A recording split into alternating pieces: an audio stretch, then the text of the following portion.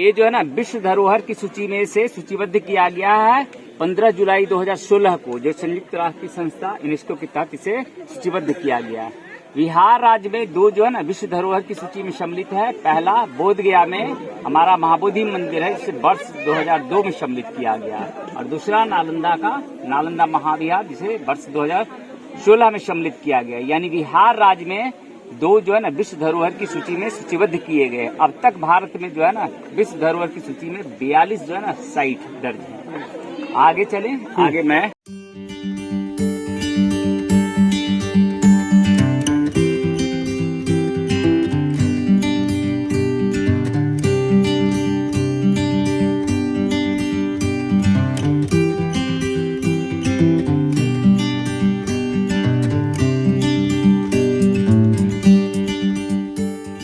उपासक हुआ। मैं बिहार पर्यटन से एज ए टूरिस्ट गाइड हूँ।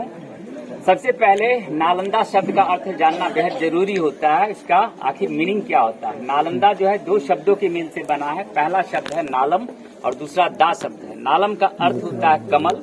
कमल जो होता है ज्ञान का प्रतीक होता है। दा का मतलब देने वाला, यानी वैसा स्थल जो ज्ञान देने का कार्य करता रहा उसे नालंदा बतलाएगा। एक भारतीय बौद्ध इतिहासकार अश्वघोष ने इसके संदर्भ में बताया, न अलम ददाति इति नालंदा, यानी वैसा स्थल जिसका ज्ञान देने का अंत न हो उसे नालंदा बतलाया गया। एक प्रसिद्ध चीनी तीर्थयात्री हुएनसांग ने इसके संदर्भ में बताया, इसका वास्तविक नाम था नालंदा महाविहार के नाम से जाना जाता था, जिसके चारों तरफ लगभग 52 तालाब हुआ करते थे। उसमें नाल नाम का नाग के रहने की वजह से इसका नामकरण नालंदा रखा गया। ऐसा अलग अलग इतिहासकारों का अलग अलग थॉट आइडियाज व्यू नालंदा के संदर्भ में अब तक रहा है। नालंदा में दो बुद्ध के परम शिष्य थे। भगवान बुद्ध के जो है ना दो प्रिय शिष्य हुआ करते थे। उनका नालंदा के दो विभिन्न स्थानों में, अलग अलग स्थानों में उनका जन्म हुआ था। अक्षमाद से दोनों का जन्म जो है ना एक ही दिन हुआ था, और पहला शिष्य का नाम था सारिपुत्र, दूसरा का नाम था महामोदग्लायन। सारिपुत्र का जन्म जो है ना नालंदा के नालक ग्राम नाम के स्थान में हुआ था। उनकी माँ का नाम था रूपसारी, इसलिए उनका नामकरण सारिपुत्र रखा गया। ऐसा बताया जाता है उनका जिस कमरे में जन्म हुआ उसी कमरे में उनकी निर्वाण की प्राप्ति हुई। उनका वास्तविक नाम उपतिश के भी वो नाम से वो जाने जाते थे। वह नालंदा के बौद्ध भिक्षु संघ के धम्मसेना पति बताए गए, जिनका प्रज्ञा विजडम नॉलेज में महारत हासिल था। इसलिए बौद्ध धर्म में बुद्ध के बाद उनका सर्वोपरि स्थान माना जाता है। और दूसरा महामोदग्लायन जो हुए, नालंदा के कोलित नाम के स्थान में उनका जन्म हुआ था। और ये दोनों जो बुद्ध के जो शिष्य हुए वो राजगीर के वेणुवन में। तो महामोदग्लायन की माँ का नाम था मोगली, इसलिए मोगली पुत्र भी उनका साइनोनिम्स वर्ड्स था। और वह उनके पास जो है ना मैजिक पावर था। उनके पास 80 इस प्रकार की अद्भुत प्राकृतिक शक्तियां मौजूद थी। जब भी वह ध्यान साधना लगाते, जब भी वो चाहते, ध्यान साधना के बदौलत आसमान में उड़ जाती थी। इस प्रकार से दो बुद्ध के परम शिष्यों के नालंदा के होने की वजह से नालंदा का महत्व अत्यधिक बढ़ जाता है। नालंदा में प्राचीन समय में जो है यहाँ एक बहुत बड़ा आमों का बागीचा भी हुआ करता था। उसका नाम था आम्र पवारिक वन। वह राजा सिट्टी का बहुत विशालकाय आम्र वन हुआ करता था। भगवान बुद्ध जब भी इस नालंदा में चारिका करते हुए आया करते थे उसमें अवश्य ठहरते थे, क्योंकि उनका बिलव्ड गार्डन था। और जब भी उसे बागीचे में ठहरते, यहाँ के स्थानीय लोगों एवं अपने शिष्यों एवं अपने अनुयायियों को यानी धम्म देशना देने का कार्य करते थे। उनके दिए गए धम्म देशना यानी टीचिंग से जो है डे बाय डे जो है ना लोग हाईली इम्प्रेस्ड होते गए। पहले एक यहाँ विहार का निर्माण हुआ, और इसके बाद जैसे जैसे उनके अनुयायियों शिष्यों की निरंतर संख्या बढ़ती गई, बाद में एक स्थलों पर बहुत सारे विहारों का निर्माण हुआ। इसलिए इसका नामकरण नालंदा महाविहार रखा गया। सर्वप्रथम आप सबको जानना चाहिए कि विहार का अर्थ क्या होता है। ये पाली भाषा का शब्द है जिसका मतलब होता है VICR लेटर से जाना जाता था, यानी उसका मतलब होता है जहां बौद्ध भिक्षुओं के लिए रहने का स्थल यानी अकोमोडेशन की व्यवस्था यानी छात्रावास की व्यवस्था थी। और इसके अंदर व्याख्यान कक्ष चलते थे यानी क्लासेज होते थे, और इसके अंदर वो लोग विपश्यना का अभ्यास यानी ध्यान साधना का अभ्यास किया करते थे। वैसे स्थल को विहार बताया गया। इस विहार राज्य में बहुत सारे विहारों से प्राचीन समय में भरा पड़ा होता था, और यहाँ के लोग जो है ना बुद्ध के विचारों यानी बुद्ध की शिक्षा को जो है ना दैनिक जीवन में उसका अनुसरण करते थे। और बाद में जब ब्रिटिश आर्कोलॉजिस्ट इस स्थल का उन्होंने जब पता लगाया तो उसको सही से प्रोनाउंसिएशन नहीं करके जो है ना यानी विहार को जो है ना बिहार, तब से आज जो है ना हम लोग अपभ्रंश यानी ब्रोकन फॉर्म में विहार शब्द से जानते हैं, यानी उसका मतलब होता है बौद्ध मठ। तो सर्वप्रथम जो अब तक का भारतीय पुरातत्व विभाग को जो साक्ष्य मिला है उसके आधार पर बताया जाता है नालंदा महाविहार की स्थापना सर्वप्रथम 5वीं शताब्दी में कुमारगुप्त प्रथम के द्वारा की गई थी। सबसे पहले ये जो जहां से अभी हम लोग ने प्रवेश लिया विहार संख्या 5 की दीवार को काट के रास्ता बनाया गया, लेकिन एक प्राचीन समय में इसका विस्तार 7 माइल्स यानी 1 माइल्स इक्विवेलेंट 1.6 किलोमीटर। यदि आप उसको 1.6 को मल्टीप्लाई 7 से यदि करेंगे तो 10 किलोमीटर से भी अधिक उसका पाठ्यांक आएगा। यानी दक्षिण से उत्तर की ओर जो है हमारा 10 किलोमीटर से अधिक विस्तार था, पूर्व से पश्चिम 3 माइल्स और लगभग यानी अप्रॉक्स 5 किलोमीटर। और उस जमाने में जो है ना ये 4 मुख्य प्रवेश द्वार इसमें थे, पूर्व पश्चिम उत्तर दक्षिण। उन प्रमुख प्रवेश द्वारों का अब तक नहीं पता चला है। हर मुख्य प्रवेश द्वारों पर एक जो गेटकीपर होते थे उन्हें द्वार पंडित कहा जाता था, जो दुनिया के विभिन्न देशों से जो पैदल यात्रा करके यहाँ पढ़ाई करने के लिए आते थे इस नालंदा महाविहार में, तो उनको वर्षों समय यहाँ लग जाया करती थी। तो उनको जो है ओरल टेस्ट फेस करना होता था विद्यार्थियों को। उसमें 100 में से 80 विद्यार्थी का जो है ना सिलेक्शन यानी चयन हो पाता था और 90 जो असफल हो जाती थी अपने अपने देश पुनः वापस लौट जाते थे। तो इससे समझा जा सकता है कि जब द्वार पंडित में जब इतनी दक्षता थी तो इनके जो है ना आचार में कितनी यानी उच्च कोटि की दक्षता रही होगी। तो इससे हम लोग इमेजिन यानी कल्पना कर पाते हैं। ये पावर पंडित को था सिलेक्शन और नो सिलेक्शन। जी जी जी जी। और ये सर ये जो देख रहा है ना पंडित ज्ञानी था। जी जी जी जी। ये जो हम लोग स्ट्रक्चर जो देख रहे हैं सर प्लीज लिसन, और ये जो स्ट्रक्चर जितना भी जो देख रहा है ना ये पहले मिट्टी से ढका हुआ था, और मिट्टी के ढका होने की वजह से किन्हीं को जानकारी नहीं थी कि आखिर नालंदा कहाँ स्थित था। हुएनसांग जो है ना सबसे पहले 5वीं शताब्दी में जब कुमारगुप्त का शासन काल था तब ये सब सभी मगध साम्राज्य के अंतर्गत थे, तो फाहियान वहां से पढ़ाई करने के लिए सर्वप्रथम आया। और उसके बाद जब राजा हर्षवर्धन का जब पीरियड यानी समय आया तो उसके शासन काल में हुएनसांग यहाँ पढ़ाई करने के लिए आए चीन से नालंदा। एक्चुअली उनका आने का मुख्य मकसद था भगवान बुद्ध की मूल शिक्षा का अधिक से अधिक अध्ययन करना था, और चीनी सरकार ने आने का उन्हें जो है अनुमति प्रदान नहीं किया। वह चोरी छुपे चीनी सरकार से जो है ना नदी नालों पहाड़ों को जो है ना अक्रॉस करते हुए नालंदा आए। उनको आने में लगभग 2 वर्ष लगे, तो उनको भी जो है ना द्वार पंडितों का जो है ना ओरल टेस्ट यानी मौखिक जांच परीक्षा का जो है ना सामना करना पड़ा। लेकिन प्रथम यानी फर्स्ट अटेम्प्ट में वह असफल हो गए, सेकेंड अटेम्प्ट में वह सफल हुए, तब उनका यहाँ एडमिशन हो सका। यानी इस प्रकार से यहाँ 5 वर्ष विद्यार्थी जीवन और 1 वर्ष आचार्य का जीवन। हुएनसांग जो है पूरे भारत में जो है ना 17 वर्ष उन्होंने ट्रेवल किया, उनमें 6 वर्ष नालंदा महाविहार में व्यतीत किया। इन 6 वर्षों में जो विद्यार्थी जीवन एवं जो आचार्य का जीवन उन्होंने स्पेंड किया, इस दरमियान उन्होंने एक बहुत ही प्रसिद्ध डायरी लिखी। उस प्रसिद्ध डायरी का नाम था सीयूकी यानी ईस्ट टू वेस्ट ट्रैवलॉग उसको बोलते हैं। इस नालंदा महाविहार से संबंधित सभी बातों का उन्होंने जिक्र किया, उल्लेख किया अपनी प्रसिद्ध डायरी सीयूकी में। और उन्होंने बताया कि उस जमाने में 10,000 विद्यार्थी इसमें पढ़ाई करते थे और 1500 से लेके 2000 जो है ना इसमें आचार्य शिक्षा देने का कार्य करते थे। सभी विद्यार्थी एवं सभी आचार्य सभी बौद्ध भिक्षु होते थे। और इन्हीं की डायरी के आधार पर जितना भी हमारा ऐतिहासिक जो सूचनाएं जो उपलब्ध होती हैं सभी हुएनसांग के अकाउंट के द्वारा होता है, उनके डायरी के द्वारा उपलब्ध होती है। तो यहाँ हम लोग विहार संख्या 5 के पास जो एकत्रित हम लोग देख रहे हैं, ये कुमारगुप्त के जमाने का जो है ना ये स्ट्रक्चर है। और ये चारों तरफ हर विहारों में 30 से 35 औसत कमरे थे, और हर कमरों में एक एक व्यक्तियों की रहने की व्यवस्था यानी विद्यार्थियों की रहने की व्यवस्था होती थी। और एक कुमार इधर से प्रवेश द्वार होता था। उस जमाने में 10 से 12 फुट छतों की ऊंचाइयां रही होगी। पहला स्ट्रक्चर कुमारगुप्त के जमाने के बाद फिर जो है ना इसके बिल्डिंग के ऊपर राजा हर्षवर्धन के यानी बिल्डिंग उन्होंने कंस्ट्रक्ट किया। फिर राजा हर्षवर्धन के बाद जो है ना देवपाल राजा जो पूर्वी बंगाल के शासक हुए यानी धर्मपाल, गोपाल और देवपाल, ये 3 प्रमुख जो है ना पाल वंश के राजा हुए। ये तीसरी मंजिल की स्ट्रक्चर देखने को नहीं मिलता है। तो यहाँ जो ये 9 मंजिल की भवन थी, लेकिन ये उत्खनन में 3 बहुमंजिल भवन का जो है ना हम लोग भवन को देख पाते हैं। पहला 5वीं शताब्दी का कुमारगुप्त, फिर इसके ऊपर राजा हर्षवर्धन का ये पीरियड का जब ह्वेनसांग आए, और इसके बाद जो है ना हमारा देवपाल राजा के समय का यानी बना हुआ कंस्ट्रक्शन हम लोग देख पाते हैं। ह्वेनसांग के बाद किसिंग का भी कुछ अकाउंट मिलता है, लेकिन प्रमुख जो अकाउंट हमारी जो है मिलता है ह्वेनसांग के संदर्भ में अत्यधिक मिलता है। आगे हम लोग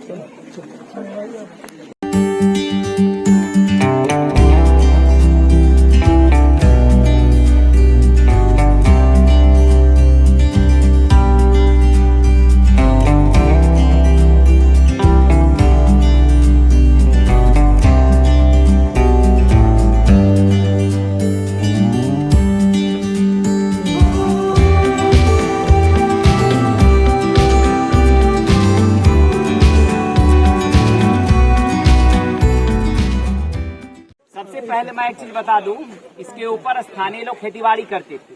ह्वेनसांग ने जो डायरी लिखी सीयू की, उस डायरी को सर्वप्रथम जो है ना वो पढ़ा इंग्लैंड का बहुत बड़ा आर्कियोलॉजिस्ट है जिनका नाम था सर लॉर्ड अलेक्जेंडर कनिंघम, जिन्हें फादर ऑफ आर्कियोलॉजी भी कहा गया है।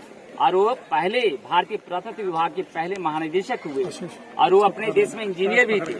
तो उन्होंने जब इस स्थल का पता लगाया कब 1861 में, तब भारतीय पुरातत्व विभाग ने भारत सरकार के द्वारा इसका 1915 से 37 कहीं कहीं 40 भी लिखा होता है। और उसके बाद 1974 से 82 तक 1 वर्ग किलोमीटर एरिया, जो प्राचीन जमाने का जो टोटल एरिया का मैंने जो आपको एक्सप्लेन अभी किया, उस टोटल एरिया का मात्र 10% हम लोग देख पाते हैं। और 90% जो भाग रिमेंड एरिया रह गया वो उस पे बहुत सारे जो है ना गांव सब बसे हुए, जिसको धरोहर ग्राम भी कह सकते हैं, हेरिटेज विलेज, और बहुत सारा माउंट का अब तक जो है ना एक्सवेट नहीं किया गया है। तो ये अभी हम लोग का नालंदा महाविहार का जो ये विश्व विरासत जो है उसका जो हम लोग का कंस्ट्रक्शन का जो खुदाई में जो मिला है, ये हम लोग पूर्वी भाग दक्षिण से उत्तर की ओर से भी जो है ना विहार का ब्लॉक है, यानी अभी जो हम आ रहे हैं किधर से आ रहे हैं? जी मैं बता रहा हूँ सर। अभी हम लोग इस रास्ते से आए, विहार संख्या 5 है, ठीक, और इसके आगे विहार संख्या 4, इसका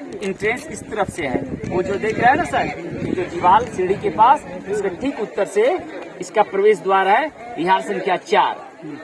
और ये विहार संख्या 1 ये जो आपका है दक्षिणी पूर्वी भाग में, हाँ दक्षिणी पूर्वी भाग में, यानी विहार संख्या 1 जो 11 प्रमुख विहारों में से इसको प्रमुख माना जाता है, जहाँ के सर्वाधिक पर्यटक लोग इसका दर्शन करने के लिए जाते हैं। इसके ठीक सामने में बहुत बड़ा व्याख्यान का जिसको बोला जाता है विहार संख्या 1 का ए पार्ट्स, और उसके ठीक बिहाइंड पीछे मोनास्ट्री नंबर 1 का बी पार्ट्स। विहार को इंग्लिश में मोनास्ट्री बोलते हैं। तो पहला सबसे दक्षिण से की ओर से मैं क्रमबद्ध ढंग से जो है बता रहा हूँ, पहला, दूसरा, तीसरा, चौथा और वहाँ 5वां, यहाँ चौथा वहाँ 5वां, और छठा जो है ना आम का पेड़ के ठीक सामने का मोनास्ट्री। उसके बाद जो है ना 7वां, 8वां, 9वां, 10वां, 11वां क्रमवार ढंग से जो है ना उत्तर की ओर। तो 11 विहार मिला, लेकिन प्राचीन समय में कितना था? 108 विहार होते थे। जितनी भी मैं जानकारी बता रहा हूँ ह्वेनसांग का जो है ना, जो उन्होंने डायरी में लिखा, सभी बातों का जिक्र किया, जितना भी स्टूडेंट सब उसका डायरी के आधार पे बातें बताते हैं। और अभी जो एग्जिस्ट कर रहा है तो कितना जो इसके अंदर में कैंपस है ये पूरा? जी 11 तो मैं बताया ना, कर रहा है। 11 विहार जो है ना मिले जो उत्खनन में, वही चीज को दर्शाया गया है। और उस जमाने में 108 थे, हर विहारों के सामने में 108 बौद्ध मंदिर भी होती थी, इसको चैत्य भी कहते थे, सबसे चैत्य शब्द डिराइव हुआ है। और ये मुख्य मंदिर जो है ना संख्या 3 है, जिसको सारीपुत्र स्तूप के भी नाम से जाना जाता है। स्तूप, आप लोग हिस्ट्री के स्टूडेंट हैं, अस्थि प्लस स्तूप 2 शब्द है। अस्थि मीन्स डेड बॉडी होता है, स्तूप मीन्स टू कवर, यानी सामान्य भाषा में कह सकते हैं समाधि स्थल। तो ये जो है ना मुख्य आकर्षण का केंद्र नालंदा का महाविहार के कैंपस में है। इसके बाद जो है ना दूसरा जो है ना ये बौद्ध मंदिर के ठीक बिहाइंड, और तीसरा जो है बीच में है, इसको मंदिर संख्या 12 नॉमिनेट किया गया है डिपार्टमेंट ऑफ आर्कियोलॉजी से। उसके बाद मंदिर संख्या इसको 13 नाम दिया गया है, उसके आगे 14 इसको नाम दिया गया। और इस विहार के ठीक पूरब की ओर टेम्पल नंबर 2 इसको नॉमिनेट किया गया है, यानी पहला, दूसरा, तीसरा, चौथा, 5वां क्रमवार ढंग से इसको मिला दिया 6ठा। लेकिन गेट के पास आपने देखा राइट साइड में, उसको मैप में नहीं दर्शाया गया, इसको बोलते सराइटीला बौद्ध मंदिर। यदि इसको इंक्लूड कर दिया जाए तो 7 बौद्ध मंदिर और 11 विहार अब तक 1 वर्ग किलोमीटर अभी है। जी चैत्य है ना सर, ये जो क्रम है ना, ये जितने क्रम है पश्चिम में दक्षिण से उत्तर, इसको चैत्य बोलते हैं, यानी बौद्ध मंदिर। ठीक, तो एक इसके पूर्व में भी तो 5 एक क्रम में और छठा एक जो है ना मैप में नहीं दर्शाया गया, यानी 7 यहाँ जो है ना बौद्ध मंदिर 11 विहार अब तक के उत्खनन कार्य में मिला है। अभी मैं आप सबों को लिए चलूंगा विहार संख्या 1, जो सुमात्रा के राजा बालदेवपुत्र के द्वारा इसकी स्थापना की गई थी, जो वहाँ की डी मेंशन है। सुमात्रा जो है इंडोनेशिया का पुराना नाम था, जिस प्रकार से थाईलैंड का श्याम, कंबोडिया का जावा, तो यानी ये सुमात्रा राजा कि जो है ना बालदेव पुत्र के द्वारा इसकी स्थापना की गई थी, जो इतिहास बताता है। आगे हम लोग इसके अंदर चलेंगे, हम लोग छात्रावास देखेंगे, हम लोग लेक्चर हॉल देखेंगे, ग्रेनरी स्टोर देखेंगे, ये जो है ना और मेडिटेशन प्लेस भी देखेंगे। चलिए अभी हम लोग वहाँ चलते हैं।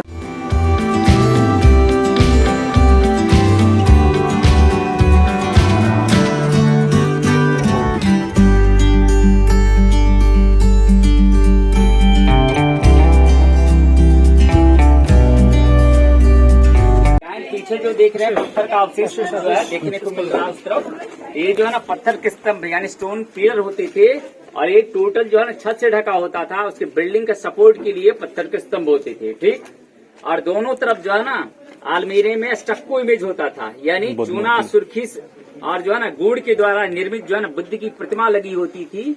और जब भी स्टूडेंट और टीचर जो यानी आचार्य जो बौद्ध भिक्षु होते थे, जब इसके अंदर प्रवेश लेते थे, त्रिशरण का यानी चैंटिंग करके पाठ करके, यानी बुद्धम शरणम गच्छामि, धम्मम शरणम गच्छामि, संघम शरणम गच्छामि करके प्रवेश लेते थे। मैं इसका एक शाब्दिक अर्थ आप सबको को बता दूं, बुद्ध कोई व्यक्ति विशेष का नाम नहीं होता है। बुद्ध का मतलब होता है विजडम नॉलेज, यानी मैं ज्ञान की शरण में जाता हूँ। धम्म पाली भाषा का शब्द है, उसका शाब्दिक अर्थ होता है बुद्ध की शिक्षा को धम्म बताया गया, यानी मैं भगवान बुद्ध की शिक्षा की शरण में जाता हूँ। और संघ जो है, जो बौद्ध भिक्षु संघ, तो उन्होंने बताया जरत भिक्षवे चारिकं बहुजन हिताय बहुजन सुखाय, यानी बौद्ध भिक्षुओं मेरी जो शिक्षा है लोगों के जन कल्याण के लिए चारों दिशाओं में जाओ और मेरी शिक्षाओं का प्रचार प्रसार करो। इसीलिए बताया गया बौद्ध भिक्षुओं की संघ की शरण में मैं जाता हूँ, त्रिशरण कहा गया है।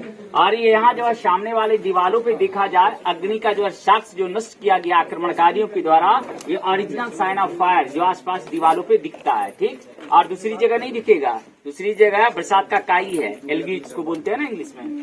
और देखिए उस जमाने में जो ना डोर की जो फैसिलिटी थी आज की तरह वैसा नहीं होता था, वो सिस्टम था वुड लॉक्स लगाने का। देखिए ऊपर छेद है ना दोनों तरफ, राइट एंड लेफ्ट साइड, नीचे या ऊपर। तो जब इसकी आवश्यकता रिक्वायरमेंट्स जब बंद करने का होता था तो इसको यूज किया जाता था, वुड लॉक्स लगाया जाता था। जब इसकी आवश्यकता नहीं होती थी रिमूव हटा लिया जाता था। इस प्रकार का उस जमाने में इसका ट्रेडिशन था। सीमेंट का आविष्कार नहीं था, मैं आगे बताऊंगा किन किन चीजों के मिश्रण के द्वारा ईंटों की जुड़ाई या प्लास्टर वर्क होती थी। इधर देखिए इस वहाँ जो भी आप देख रहे हैं ना दीवारों का जो है ना कटिंग करके आर्कियोलॉजिस्ट जो है ना इसके अंदर प्रवेश लिया, क्योंकि ये पूरे मिट्टी से ढका हुआ था, पहाड़ के टीले की तरह दिखाई देता था।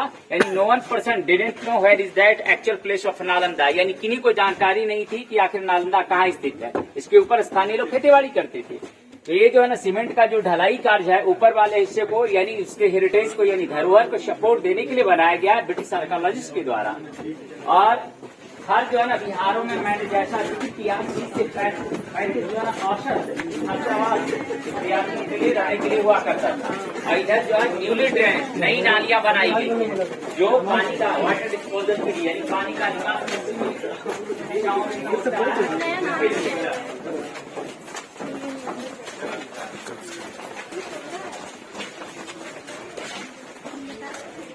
एक मिनट हम लोग इस जगह रुकेंगे, उसके बाद फिर इस तरफ बढ़ेंगे।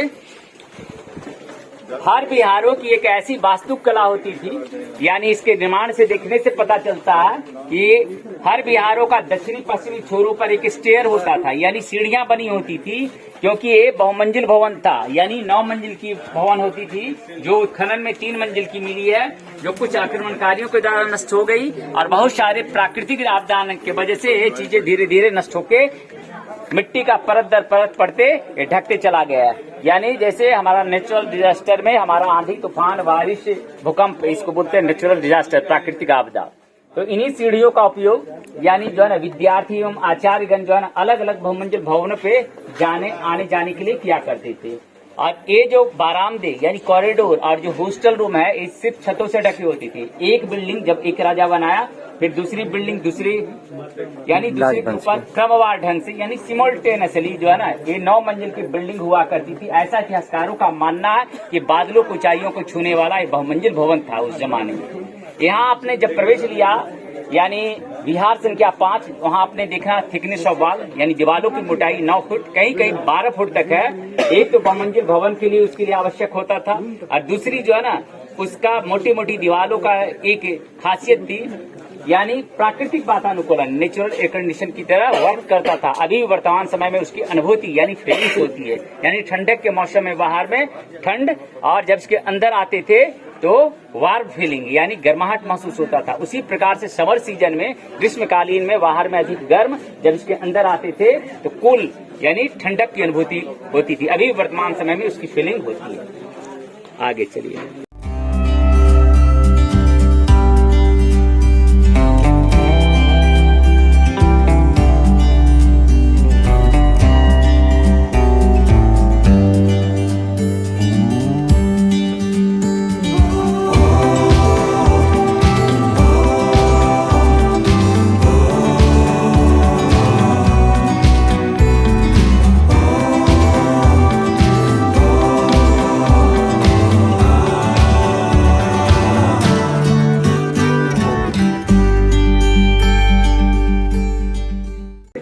देखिए ये जो है ना छात्रावास का एक मॉडल जो है ना कमरा मैं आप सबको दिखाने के लिए इससे संबंधित जो है ना बातों को बताने के लिए शेयर करने के लिए आप लोग के बीच में मैं हूँ।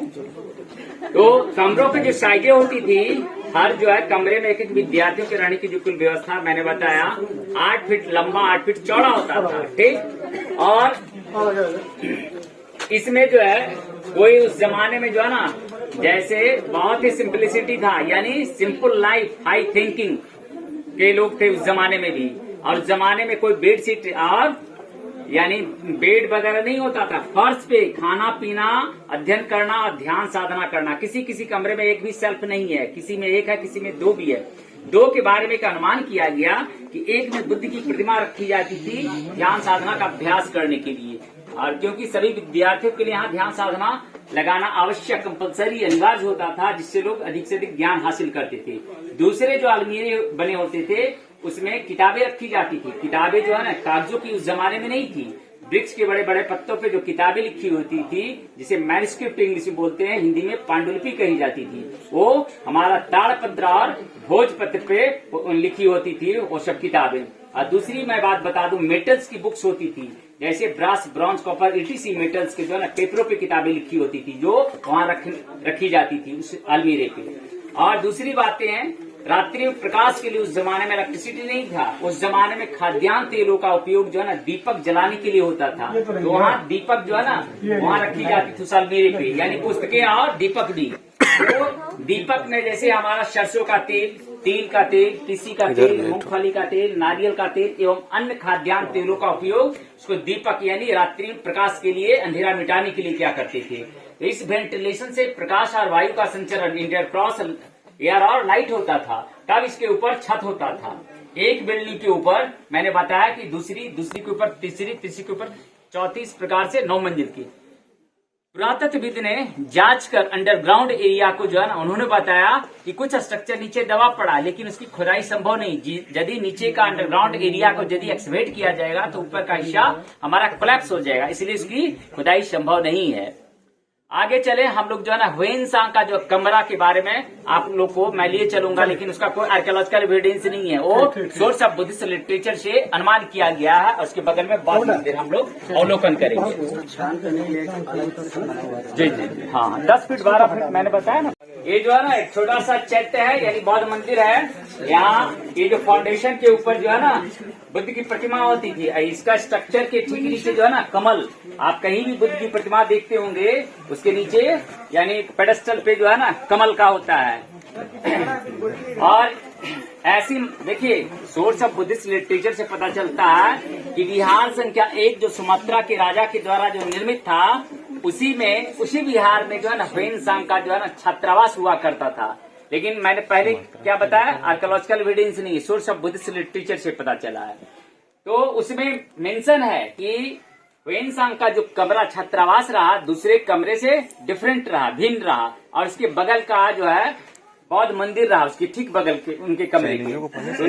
ह्वेनसांग जब इस बिहार में रहा करते थे तो उनके और अन्य मित्र लोग इस बुद्ध की प्रतिमा के ठीक आगे बैठ के ध्यान साधना का अभ्यास किया करते थे। इसलिए सभी बौद्ध श्रद्धालुओं के लिए भी ये स्थल बहुत ही पावन भूमि मानी जाती है। यहाँ भी देखिए पुरातत्वविद ने किस प्रकार से जो है ना ईंटों की कटिंग करके जो है ना इसके अंदर प्रवेश करके पता लगाने का कार्य किया। ये जो जितना भी हम लोग स्ट्रक्चर जो देख रहे हैं ना, भारत का सबसे लार्जेस्ट आर्कोलॉजिकल जो है ना साइट हमारा है, और इसको करने में 30 वर्ष लग गए। जो हम लोग 10% हिस्सा देख रहे हैं और 90% इसका अब तक उत्खनन नहीं हुआ। एक्चुअली ब्रिटिश आर्कोलॉजिस्ट क्रिश्चियन थे, लेकिन उनका बुद्धिस्ट सोर्स ऑफ लिटरेचर पर बहुत पकड़ था, लेकिन वो उनकी वास्तविकता को जानने के लिए ना उन स्थलों में उन्होंने एक्सकवेशन वर्क किया। तब जो है ना आज हम लोग अपने विश्व की विरासत के बारे में उसके बारे में जान पाते हैं। नहीं तो ह्वेनसांग यदि डायरी नहीं लिखा होता, कनिंघम जैसे आर्कोलॉजिस्ट उस डायरी को नहीं पढ़ा होता, तो आज हम लोग विरासत के बारे में अनभिज्ञ होते, यानी उसके बारे में आज हम लोग कुछ भी नहीं जान पाते।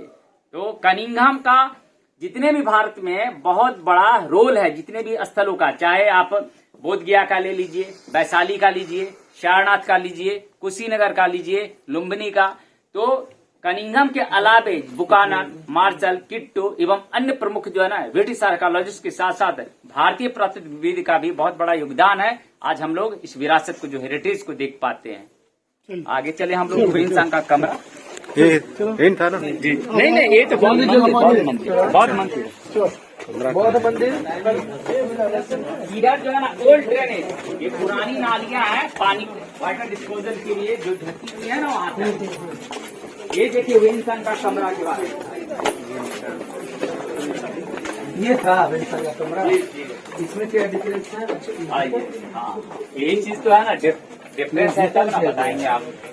इधर रहे आप लोग, एक वैकेंट प्लेस है, एक जो है ना खाली स्थल है। इसमें यहाँ से जो है ना वहां तक लंबा और लगभग जो है ना इतना ऊंचा जो है ना, और इसका स्ट्रक्चर इस प्रकार से है। और मैं इसका क्लियर स्ट्रक्चर का जो है ना सिग्निफिकेंस आगे दूसरे जगह मैं दिखाऊंगा।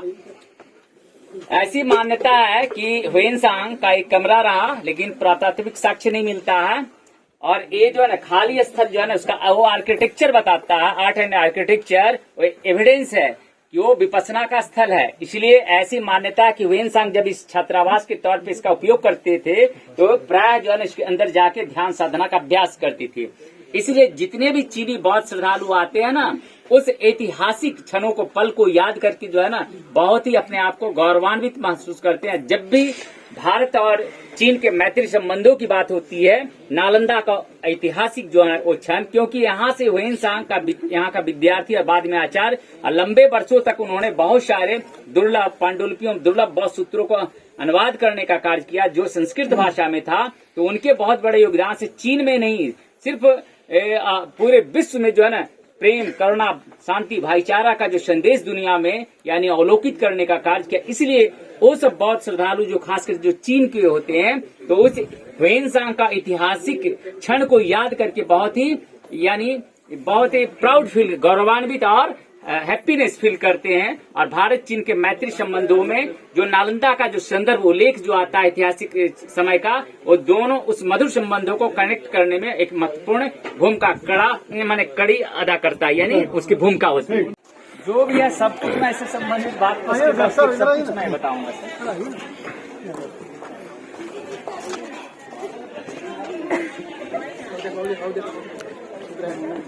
देखिए अभी है सर, जैसा मैंने उल्लेख किया कि जो बरामदे और जो छात्रावास थे वो छत से ढके होते थे।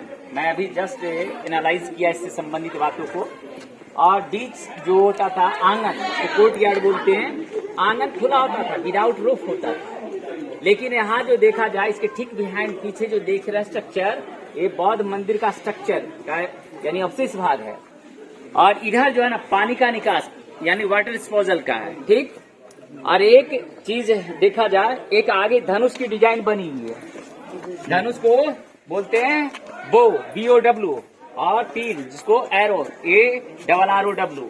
तो धनुष की जो है ना उसको जो है ना आधा जो डिजाइन है मंदिर में छिपा हुआ है, वो सिंबलाइज साइन है क्या चीज का, कुमार गुप्त के जमाने का जो है ना, उसके द्वारा ये फर्स्ट बिल्डिंग कंस्ट्रक्ट की गई है, यानी उसके द्वारा ये बिल्डिंग का निर्माण हुआ है, यानी 5वीं शताब्दी में कुमार गुप्ता डायनेस्टी के समय में। और ये जितने पत्थर के अवशेष हैं स्टोन पिलर होते थे और यहाँ सिर्फ छत होता था। और ये जो फाउंडेशन है, इस फाउंडेशन पे आचार्य के बैठने की व्यवस्था थी और विद्यार्थी लोग जितने थे ना फर्श पे उनके बैठने की व्यवस्था होती थी। आज की तरह बेंच डेस्क की व्यवस्था उस जमाने में नहीं थी। और आप सबों को जानना चाहिए 108 इसमें विहार थे, स्पेशलाइज्ड सब्जेक्ट का जो है ना वर्ल्ड क्लास की यहाँ यानी पढ़ाई होती थी। इसमें सिर्फ पढ़ाई नहीं, उसमें रिसर्च वर्क होते थे, शोध कार्य होते थे। और नालंदा की पढ़ाई की खासियत थी नालंदा डायलेक्ट्स, यानी नालंदा का डायलॉग्स, यानी जो है ना संवाद होता था स्टूडेंट टीचर के बीच में, डिस्कोर्स होता था, डिबेट होता था। विदाउट डिबेट और डिस्कोर्स जो है ना वो पढ़ाई अधूरी मानी जाती थी, इनकम्प्लीट माना जाता था। तो आज भी जो है ना हमारा जो तिब्बत का संस्कृति और शिक्षा जो है यहीं से गया। शांति रक्षित पद्म संभवा बहुत बड़े जो है ना इसके आचार्य हुए। 7वीं शताब्दी में उन्होंने तिब्बत में बौद्ध धर्म फैलाने का कार्य किया। उससे पहले वहाँ बौद्ध रिलीजन यानी बौद्ध धर्म था, जो जंगलों की पूजा करते थे और साथ ही साथ भूत प्रेत में विश्वास करते थे। तो ये ही शांति रक्षिता पद्म संभवा का बहुत बड़ा योगदान होने की वजह से 7वीं शताब्दी में तिब्बत में बौद्ध धर्म फैला। उनकी अपनी कोई लिपि नहीं थी, संस्कृत भाषा से उनकी तिब्बती लिपि डेवलप हुई है। तो आज भी कहीं भी बौद्ध धर्म गुरु दलाई लामा जब भी यानी लोगों को धम्म देशना देते हैं बौद्ध श्रद्धालुओं का, तो नालंदा का वर्णन अवश्य जो है 8 से 10 बार करते। इससे इसकी महत्ता यानी इसका इम्पोर्टेंस को समझा जा सकता है। और एक लोकल प्रोवर्ब है, एक चीज मैं बता दूं आप सबों को, चले जाने से राजगीर जाए, अब बोले जाने से नालंदा है। इसका मतलब होता है जो प्लेन एरिया का व्यक्ति है, यदि उसको हिल एरिया में भेज दिया जाए, जिसके पास वेल एक्सपीरियंस न हो, उसको बहुत कठिनाइयों का सामना करना पड़ता है। उसी प्रकार से नालंदा वही व्यक्ति आ सकता था जिसके पास डिस्कोर्स यानी डिबेट करने का जो है ना कैपेसिटी होता था। इसीलिए बोला गया कि यानी बोले जाने से नालंदा है, यानी यहाँ जो है ना डिबेट का लर्निंग सेंटर था, ये वर्ल्ड फेमस था। और जितना भी 108 था, 108 प्रमुख विषयों में से science, physics, chemistry, math, biology और यहाँ का जो चिकित्सा विज्ञान मेडिकल साइंस था वर्ल्ड फेम आयुर्वेदा के लिए था। और आपको पता होगा मगध साम्राज्य में जीवक का नाम सुने होंगे जो है ना, तो जी जी बिंबिसार के जमाने में। तो आयुर्वेद के अलावा जो है ना लॉजिक था, जिसको तर्क शास्त्र बोलते, हेतु विद्या जिसको ग्रामर भी बोलते, मेटाफिजिक्स, एस्ट्रोलॉजी, एस्ट्रोनॉमी और फिलॉसफी और वर्ल्ड फेमस यहाँ आर्ट्स का था। आर्ट्स में होता था क्या, इसको बोलते हैं नालंदा आर्ट्स या पाला आर्ट्स की भी बताया गया। तो बैसाल्ट एवं ग्रेनाइट जैसे महत्वपूर्ण पत्थरों पर मूर्तियां उत्कीर्ण की जाती थी बौद्ध धर्म से संबंधित देवी देवताओं का। न सिर्फ बौद्ध धर्म का नहीं बल्कि जैन और हिंदू का भी जो है मिला है इसका उत्खनन में। तो उसके अलावे जो है ना उसमें प्राकृतिक दृश्य भी उत्कीर्ण किए जाते थे, जैसे पेड़ पौधे, पशु पक्षियों का भी चित्रांकन उन पत्थरों पर किया जाता था। और उन पत्थरों के अलावे अलग अलग धातुओं को जो है ना फर्निस अग्नि भट्टी में पिघला के जो है ना वो मूर्तियां यहाँ बनाई जाती थी। इसलिए मूर्ति कला का एक केंद्र था नालंदा, इसलिए वो वर्ल्ड फेमस था। तो यहाँ के पहले जो कुलपति का नाम था नागार्जुन, जो बहुत बड़े भारतीय दार्शनिक थे। और इसके बाद हमारे बने वेदांत के जो गुरु थे शीलभद्र, जो योगाचार्य का जो है ना बहुत बड़े प्रकांड विद्वान शिक्षक थे। उसके बाद जो है हमारा धर्म कीर्ति का नाम आता। जितने भी फिर बाद के समयों में जितने भी कुलपति बनते गए इसके प्रकांड विद्वान शिक्षक बनते गए। मैं कुछ आचार्यों का नाम गिना देता हूँ। सबसे पहले नाम आता है शुभ विष्णु, जिसने 108 बौद्ध मंदिरों का भी निर्माण किया। बसुबंधु, आर्यदेव, दिग्गनाग, धम्मपाल, शीलभद्र, धर्म कीर्ति, शांति रक्षित, पद्मसंभवा, कमलशील, शांति देव, दिग्गनाग। यहाँ 17 पंडिता की जो है ना चर्चा आती है, यानी हमारा तिब्बती ग्रंथ में जो नालंदा का शिक्षा संस्कृति से का जो है ना ओरिजिनल वो चीजें मेल खाती हैं। लेडीज कोई टीचर नहीं थी जी? लेडीज टीचर नहीं, यहाँ जो है ना एक चीज बता दूं, जेंट्स जो है ना ओनली जो है ना स्टूडेंट जो है जेंट्स और टीचर भी जेंट्स, क्योंकि उस जमाने में जो है ना जो भिक्षु संघ था वो सिर्फ जेंट्स लोग का है। भिक्षुणी संघ का बाद में जो है ना अलाउ किया गया। आप इतिहास का जब अध्ययन करेंगे तो इस चीज के बारे में आप लोग को जानकारी होगी। आगे हम लोग चले, सिंबलाइज साइन जो 5th सेंचुरी का मैंने बताया, उसके बाद फोटो सेशन भी हो जाएगा आप लोग का। अरे देखिए ये सब फोटो सेशन कर रहा है इधर। ठीक है, ज्ञान जरूरी है, फोटो तो बाद में। देखिए यहाँ जो है सर, ये एक छोटा सा बौद्ध मंदिर रहा है, इसको चैत्य बोलते हैं ना। और दोनों तरफ दाएं बाएं जो है माइका स्टोन है। माइका यानी अबरक। अबरक का मुख्य उपयोग बिजली के उपकरण बनाने में होता है, जिसका सबसे बड़ा भंडार हमारा झारखंड का कोडरमा और हजारीबाग बताया गया है। सिर्फ भारत का नहीं, विश्व का है। तो यहाँ देखिए, देख रहे हैं सूर्य की जब किरणें जो पड़ रही कितनी चमक रही है। तो एक उसके दोनों किनारों पे कॉपर की प्लेटें पहले लगी होती थी और एक पहले खड़ी अवस्था में थी। अब बीच में जो है ना इस कमरे में बुद्ध की प्रतिमा आई और छत से ढका होने की वजह से जब सूर्य की किरणें इस खड़े हुए स्टोन पिलर पर जब उसकी सूर्य की किरणें जब पड़ती थी तो रिफ्लेक्शन ऑफ लाइट यानी सूर्य की किरणें परावर्तित होकर बुद्ध की मूर्ति के ठीक फेस पे जब होती थी तो इसका दृश्य बहुत ही नाइस व्यू होता था।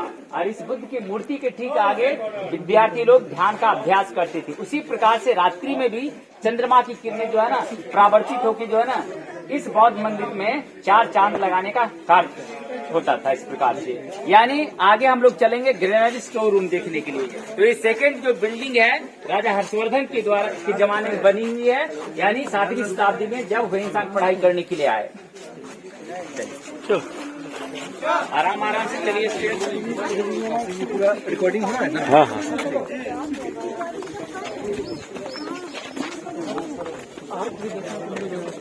इसमें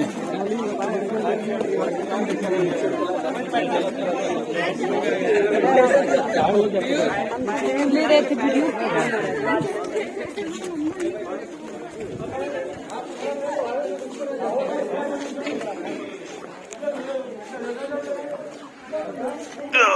सिक्का डाला है इसमें, सब पैसा भी पड़ा है इसमें, नोट भी है। कैसे निकलेगा वो?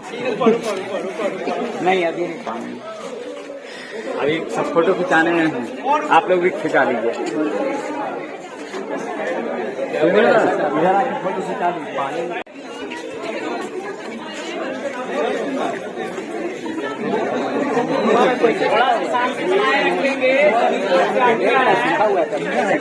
क्या पानी नहीं है?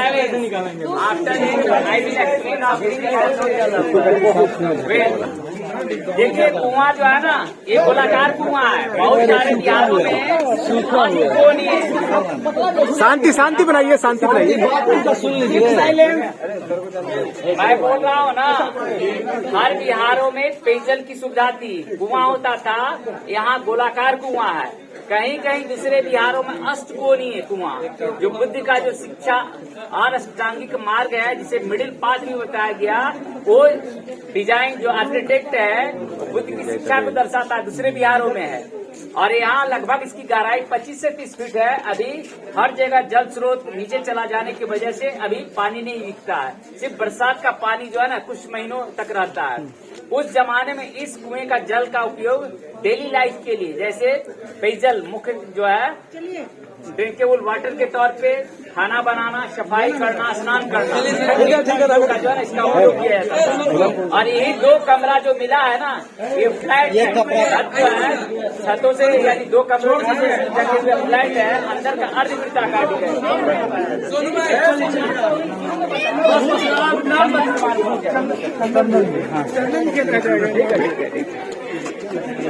अच्छा ठीक है। अच्छा ये बताइए, शॉप रोड में सही है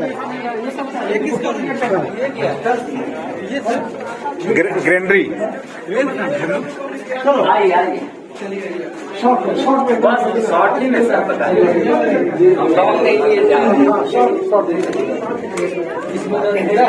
देखिए 1 किलोमीटर लंबे चौड़े भाग में जो खनन जो अब तक का भारतीय प्रशासनिक विभाग से जो किया गया है, उसमें 2 ही कमरा छत से ढका हुआ देखने को मिलता है। ऊपर का छत जो है फ्लैट है और अंदर का अर्धवृत्ताकार यानी जो है ना सेमी सर्कुलर डिजाइन में।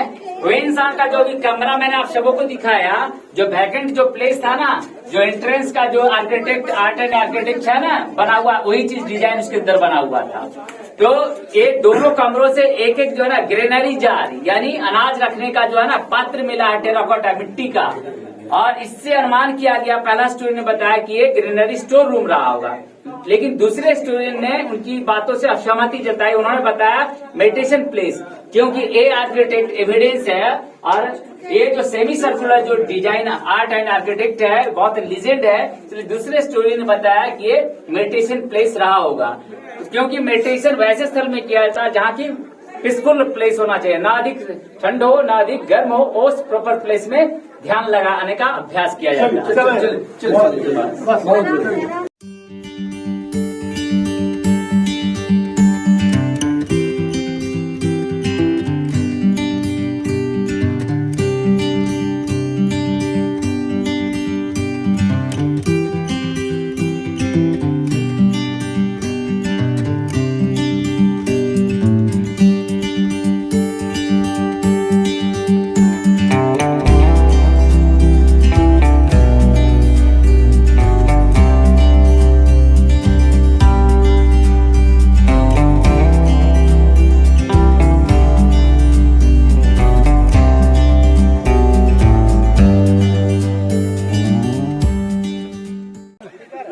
देखिए अभी हम लोग जहाँ खड़े स्थित है, ये जो है ना बौद्ध मंदिर यानी चैत्य का एक क्रम है दक्षिण से उत्तर की ओर।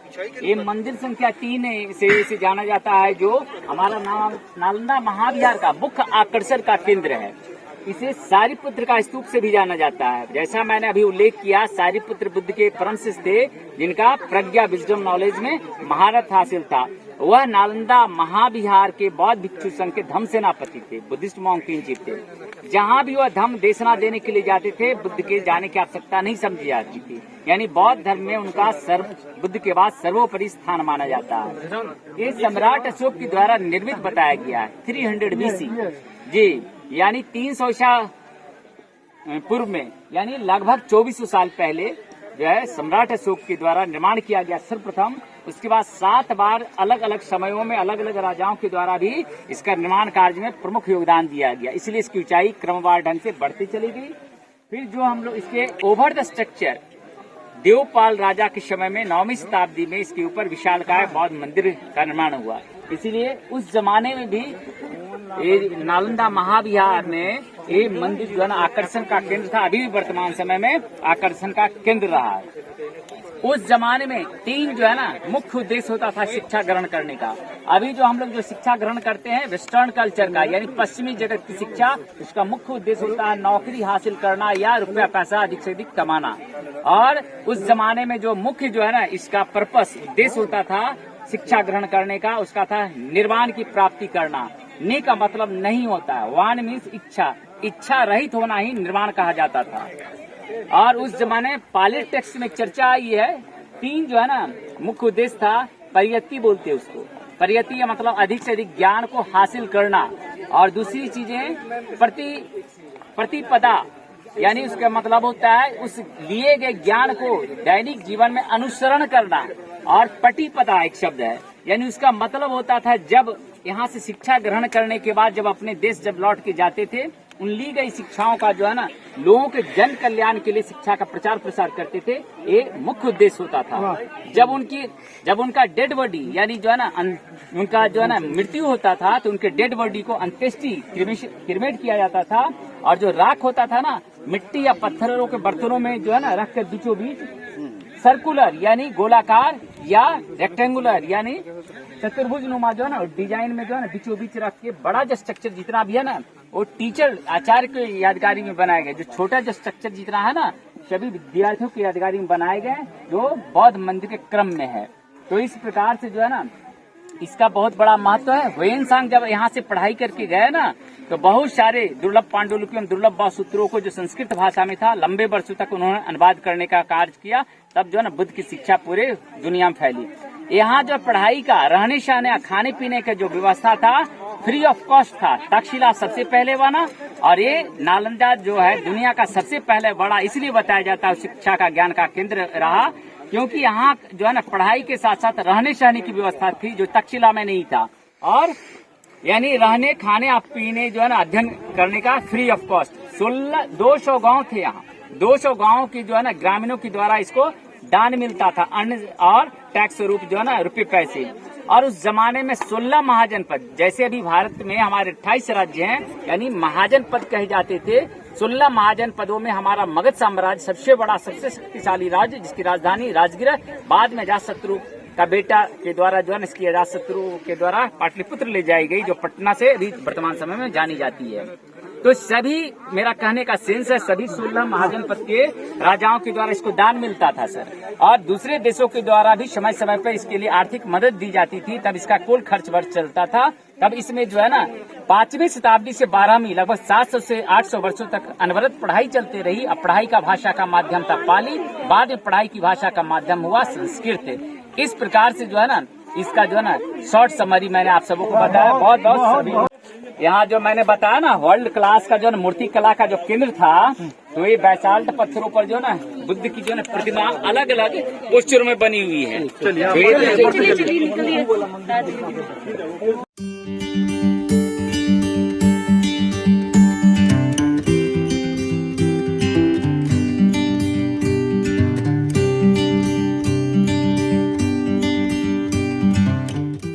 लेकिन आप बैठ कर आज क्या मंदिर है सब और भाई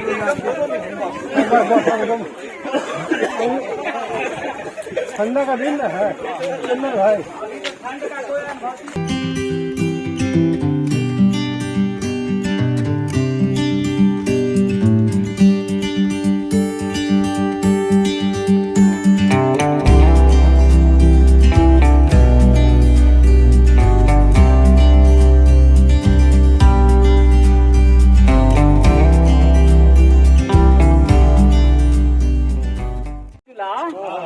उसका कल्चर का इफेक्ट है।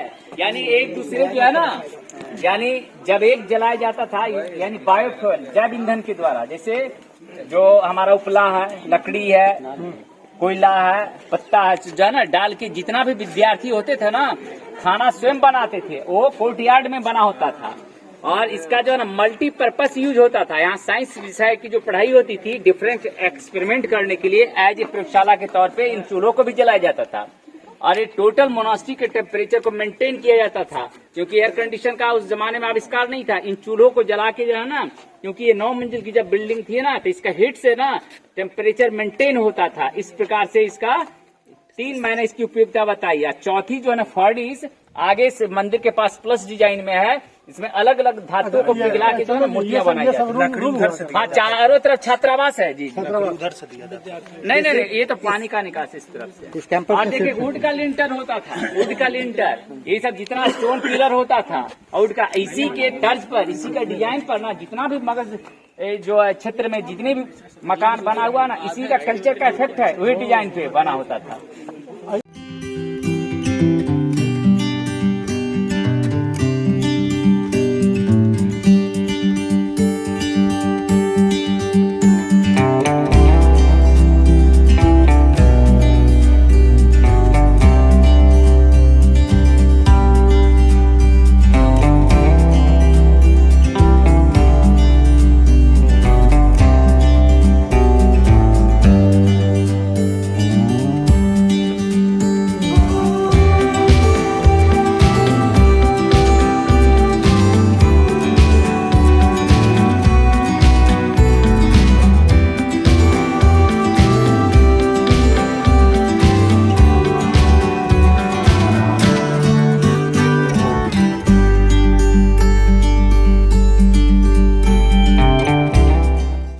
बौद्ध साहित्य से इसके बारे में जानकारी उपलब्ध होती है। सिर्फ पैरों का अवशेष देखने को भी वर्तमान समय में मिलता है।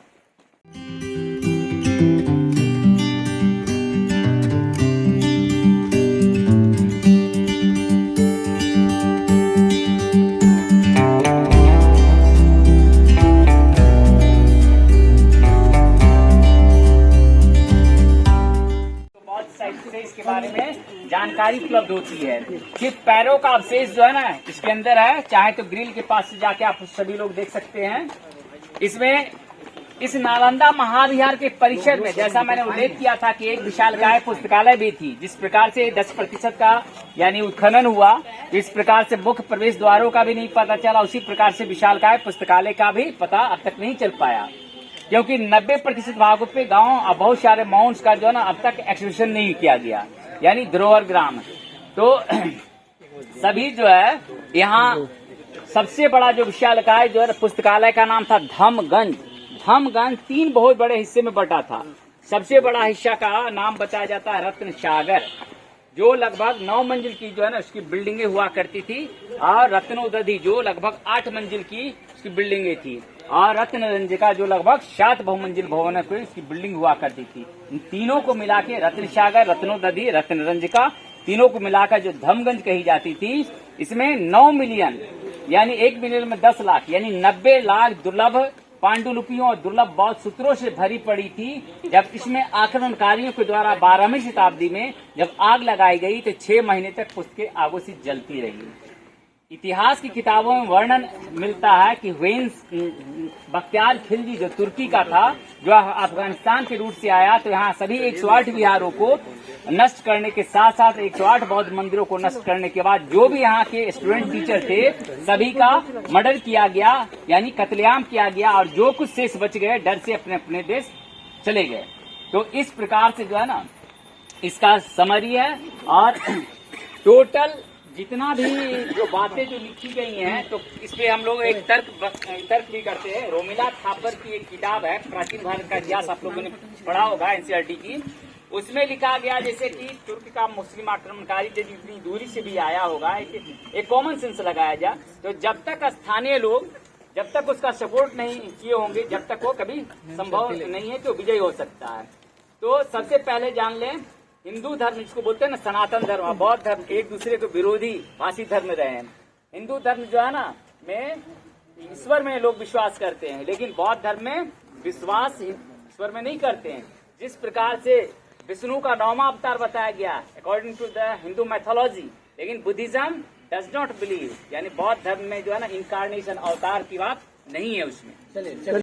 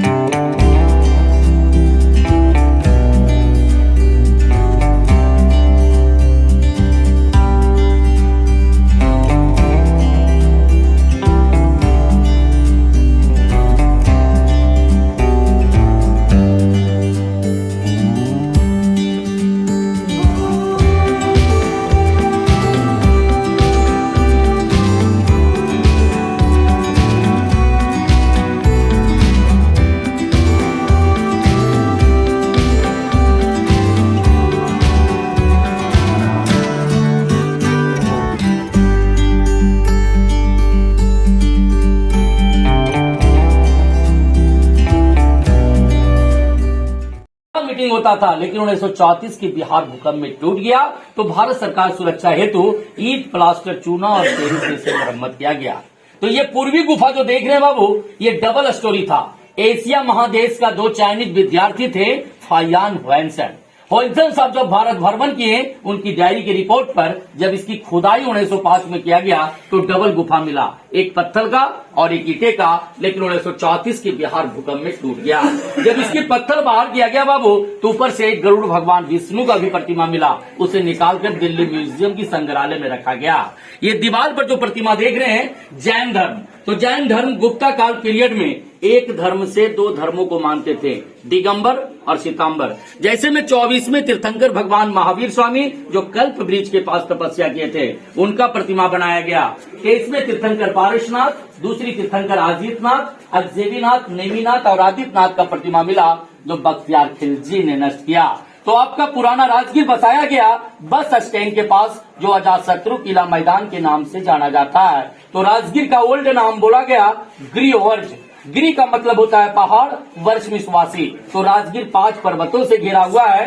फर्स्ट में आपका हो गया बिपलाचल, जहाँ पर मखदुम कुंड और सूरज कुंड है। रत्नागिरी, गिरदकूट पर्वत, उदयगिरी, सोनागिरी और व्यवहारगिरी की नगरी में ये सोन भंडार गुफा है, सुरंगों का भंडार है। मैं दावा करता हूं कि अंग्रेज सरकार इतना बेवकूफ नहीं था, गया से कोडरमा रेलवे लाइन बिछाया, 7 पहाड़ काटकर बम्बे बिछाया, तो ये पहाड़ काटने में क्या था, और नोटिस बोर्ड पर साफ लिख देता स्वर्ण भंडार, लेकिन सोन भंडार लिखा। ये कहानी है। मेरा नाम है रविशंकर उपाध्याय, टूरिस्ट गाइड राजगीर। आप लोग के सहारे बाल बच्चे को पालन पोषण करता हूँ, पढ़ाई लिखाई करता हूँ बाबू। आप लोग से मदद का आशा है, अपने अपने हाथों से गाइड को मदद करके जाएंगे। जय हिंद, जय भारत।